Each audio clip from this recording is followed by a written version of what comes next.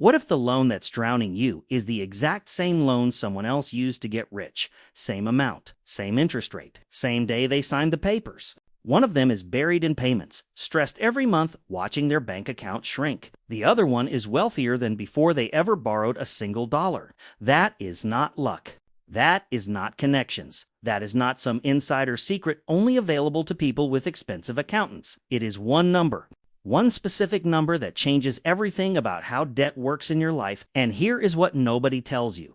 Debt itself is not the problem. The problem is using debt the way broke people use it. The moment you understand this one number, you will never look at a loan, a credit card, a mortgage, or an interest rate the same way again. By the end of this video, you will not just understand what that number is, you will know exactly how to run it on your own situation starting today. And it begins with something most people get completely wrong about what debt actually is. If this is already hitting different, go ahead and hit that like button and subscribe. This channel exists to run the real numbers. No hype, no guesswork, so you never have to take anyone's word for it. And drop a comment below. Have you ever felt like debt was working against you no matter what you did? Most people were never taught what debt actually is. They were just taught to fear it. And that fear is exactly what keeps most people on the wrong side of the wealth gap their entire lives. So let us strip this thing down to its foundation, because once you see what debt really is, the shame around it starts to dissolve, and something far more useful takes its place. At its core, a loan is nothing more than renting money. You borrow a sum, you pay a fee for the time you hold it, and you give it back. The fee is the interest rate. The interest rate is the rent, not a punishment, not a trap, just a price. The price of temporary access to capital that is not yours. When you see it that way, debt stops being this heavy, shameful thing and starts being what it actually is, a financial tool with a cost attached to it. And once you see it as a tool with a cost, one question becomes the only question that matters. Does the money you borrowed earn more than what it costs to rent it? If you borrow money and it earns 7%, but the interest rate is 4%, you just kept the difference. 3% on capital that was never even yours to begin with. You generated a real return using nothing but a smart decision. That gap between what borrowed money earns and what it costs, that is called the spread. Positive spread means debt is working for you. Negative spread means it is working against you. And every single loan, every credit card balance, every mortgage, all of it falls into one of those two categories. Drop the word spread in the comments if this is already changing how you see interest rates and borrowed money. Now that you understand the spread, there is one more layer that changes everything. And this is the part that almost nobody talks about in plain language, because once you hear it, you start to see exactly why wealthy people think about debt in a completely different way than the rest of us were taught to. Here is the formula. Your real return on invested capital is equal to the spread multiplied by how many dollars you control for every dollar of your own money in the deal. Read that again. It is not just about the spread. It is about how much you can scale that spread using borrowed capital. Those two variables together, that is the number that actually matters. Let us make it concrete. Say you have $10,000 of your own money. You put it all into something earning 7%. You make $700. Fine, but now imagine you use that same $10,000 as a down payment. Borrow $90,000 more and control a $100,000 asset earning that same 7% while the loan only costs you 4%. Your spread is 3% on $90,000 you do not even own. That is $2,700 in additional return. On top of your original $700, using money that was never yours, there is a form of leverage so old, so simple, and so accessible that most people walk right past it every single day without ever recognizing what it actually is. It does not require a bank. It does not require a credit score. It does not even require capital. It is called trade credit, and it might be the most powerful financial tool available to anyone running or building a business. Here is how it works in its purest form. You negotiate 30 days to pay a supplier for a product. You sell that product before those 30 days are up. You collect the customer's money first, then use that money to pay the supplier. Your own capital invested in the transaction, 0. The profit you kept, 100% yours. That gap between when you collect and when you pay, that is the engine. That is leverage with no interest rate attached to it. Think about a simple example. You source 1,000 pens on net 30 terms. You sell them all in 2 weeks. You pay the supplier with your customer's money. You never needed a single dollar of your own. You needed terms, you needed conditions. That distinction between needing money and needing the right structure is everything. And this is not exclusive to importers or product businesses. The contractor who collects a deposit before buying materials is doing this. The freelancer paid upfront before delivering the work is doing this. The service provider who invoices on delivery and pays vendors on delay is doing this. Every single one of them is using other people's timing to generate returns on zero personal capital. The seller never needed money. They needed conditions. Real estate is where most people first hear about leverage, and also where most people get handed a version of the math that sounds incredible but leaves out the part that actually determines whether you win or lose. So let us run the real numbers honestly and see what they actually reveal. You find a property worth $500,000, you put $100,000 down, borrow the rest, spend $50,000 on renovations, and the property appreciates to $700,000. You refinance, pull out enough to recover your entire $150,000 in personal capital, and now people online tell you your return was $110,000 in profit. But that framing is missing the whole point. The real story is not the profit number. The real story is that every single dollar of your own money came back to you, and the asset still exists. You still own it. You still control it. When you divide your return by $0 of remaining personal capital, the math breaks. Return on equity becomes infinite, and that is not a trick of language. That is what the structure actually produced. But here is where honesty matters more than hype. That refinance created a larger loan. Larger loan means larger monthly payments, and that property now has to generate enough rental income to cover the new mortgage, the taxes, the insurance, the maintenance, and still have cash left over. If the numbers are tight, one vacancy, one repair, one rate adjustment can flip the whole thing negative. The trick was never the refinance. The refinance is just the exit ramp. The real work happened at the beginning, when someone found a property capable of generating positive cash flow.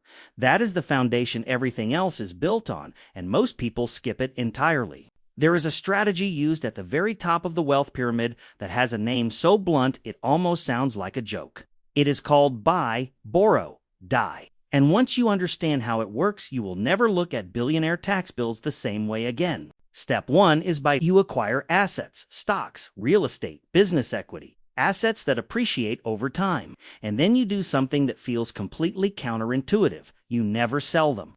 Because the moment you sell, the government classifies that gain as income and takes its cut. So you hold, you let the assets grow. Unrealized gains are not taxable. That is not a loophole. That is just how the tax code is written. Step 2 is borrow. Instead of selling to access cash, you pledge your portfolio as collateral and take out a secured line of credit. You are paying around 6% interest on the loan while your assets continue growing at 7%. The spread is still positive. You are living on borrowed money, and none of it is considered taxable income because loans are not income. The IRS sees nothing to tax. Step 3 is die. When the asset holder passes, heirs inherit the portfolio with what is called a stepped-up cost basis, meaning the original purchase price is reset to the current market value. Decades of accumulated capital gains simply disappear from a tax perspective. Estimates suggest this mechanism alone costs the federal government over $41 billion a year in uncollected taxes. Now, this is not a strategy for where most people are today, but you need to see the large mechanism clearly because the principles behind it show up in much smaller, much more accessible versions that are absolutely within reach right now. Everything we have covered so far makes leverage look like a clean, elegant machine, and it can be. But if we stop there, we are doing you a disservice because the same equation that builds wealth can dismantle it completely, and it does not give you much warning when it turns. Here is the reality of borrowing against your investment portfolio. The lender does not give you access to the full value of what you own. Depending on what assets you hold, they will lend you somewhere between 50 and 95% of your collateral's value. That gap exists for a reason. It is their protection, not yours. Because if the market drops and your collateral loses value, the lender does not wait. They issue what is called a margin call.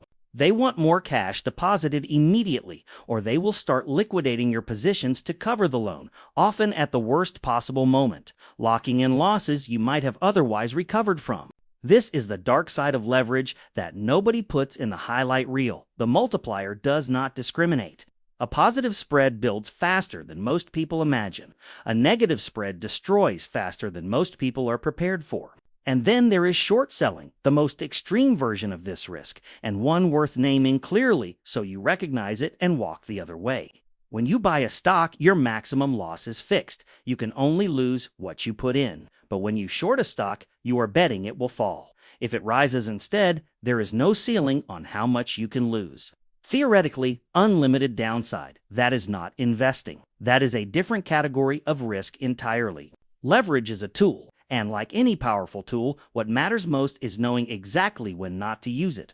After everything we just walked through about risk, margin calls, and unlimited downside, it would be completely reasonable to feel like leverage is a game built for other people. People with portfolios, people with real estate, people with access to things you do not have yet. But that thinking is exactly what keeps most people stuck, because the same arbitrage principle we have been talking about this entire time has a version that requires nothing more than a credit card offer and the ability to recognize what you are actually looking at. Balance transfer offers. You have seen them. 0% interest for 18 to 24 months, with a one-time fee of 3 to 5% on the amount transferred. Most people glance at them and move on. But what they are actually looking at is this: the ability to rent capital for approximately 3% total across nearly 2 full years. That is the cost of the money. 3%. And if whatever you deploy that capital into returns more than 3%, you captured the spread. You ran the arbitrage. Now here is the version that requires no market timing, no investing skill, no risk tolerance whatsoever. If you are currently carrying a balance at 24% annual interest, moving it to 0% for a 3% transfer fee is a guaranteed return that almost nothing in the investment world can touch. You eliminated a 24% drag on your finances by paying 3% once. The math is not close. The mechanism is identical to the pen importer, to the real estate refinance, to the buy, borrow, die strategy. The structure never changed. What changed is the scale. And that means the thinking that builds billion-dollar balance sheets is the exact same thinking available to you right now. We have spent a lot of time talking about the spread, what your money earns minus what your money costs. And most people, when they hear that, immediately start thinking about the earning side. What can I invest in? What is going to grow? Where do I put the money to get the best return? That instinct is natural, but it is also exactly backwards from how wealthy people actually think about this equation. The wealthy obsess over the cost side, because every single percentage point you shave off the cost of capital goes directly into your spread without any market risk, without any timing, without any luck. It is pure, clean arbitrage, and your credit score is the lever that controls it. The national average credit score sits around 715. That is not bad.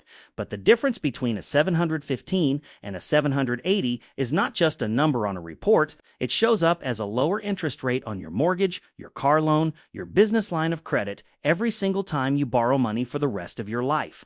We are talking about multiple percentage points in some cases. Across a 30-year mortgage alone, that gap can quietly cost you tens of thousands of dollars.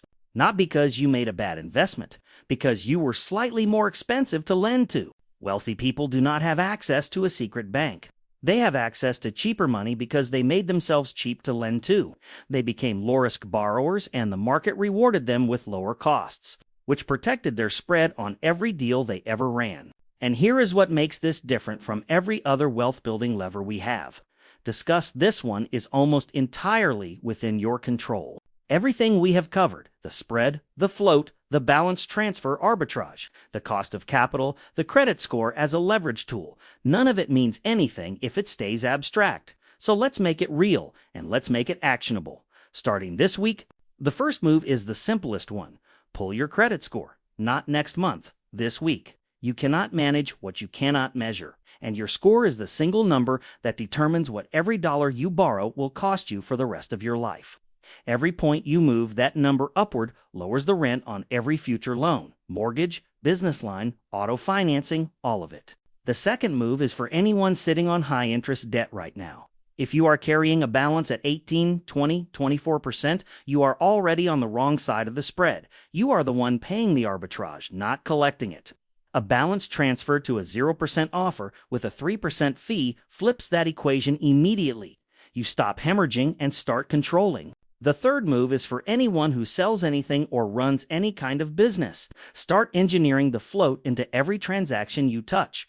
Collect deposits before you purchase materials. Use your supplier's 30-day terms while your client's money is already in your account.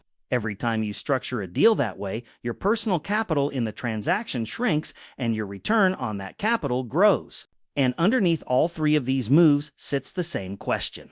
The one that should follow you into every financial decision from this point forward. For every dollar of your own money you put into something, how many dollars are you actually controlling, and does what they earn beat what they cost? If you have made it this far, I want to give you the whole thing in one clean line. The idea that every single piece of this video has been building toward. Debt is rented money. That is all it has ever been. And the only question that has ever mattered is whether what you do with that rented money earns more than the rent itself costs. That is it. That is the entire framework that separates the people who own debt from the people debt owns.